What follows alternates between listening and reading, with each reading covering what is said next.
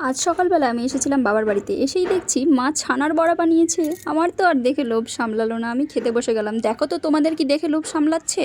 তারপরে ফোন দেখতে দেখতে ইচ্ছে হলো মোমো বানাই। বাড়িতে এই সবজিগুলোই ছিল, বানাতে বসে পড়লাম। ভালোভাবে সবজিগুলোকে ধুয়ে নিয়ে গ্রেটস করে নিলাম।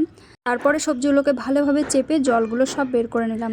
আর এদিকে একটা ডিম সিদ্ধ করে রেখেছিলাম, এই সবজির সাথে ডিমটাকে মিক্স করে দিলাম, আর কুসুমটাকে আলাদা করে দিলাম। বাড়িতে মোমো বানাচ্ছি, হেলদি তো বানাতেই হবে, তার জন্য আমি এখানে আটার ব্যবহার করেছি, ময়দাটাকে স্কিপ করেছি। ভালোভাবে আটাটাকে কিছুক্ষণ আগে মেখে রেখে দিয়েছিলাম। এবার ছোটো ছোটো করে বেলে নিয়ে তাতে পুর দিয়ে শেপ দিয়ে নিচ্ছি। শেপ দিতে তো আমি একদম কাঁচা, দেখো কোনো রকম ফার্স্ট টাইম শেপটা দিয়েছি। শেপগুলো সব কমপ্লিট হয়ে গেছে। গ্যাসের মধ্যে কিছুক্ষণ আগে আমি গরম জল বসিয়ে রেখেছি, সেই জলটা যখন ফুটে যাবে তখন সম্পূর্ণ মোমোগুলো ছেড়ে দিতে হবে।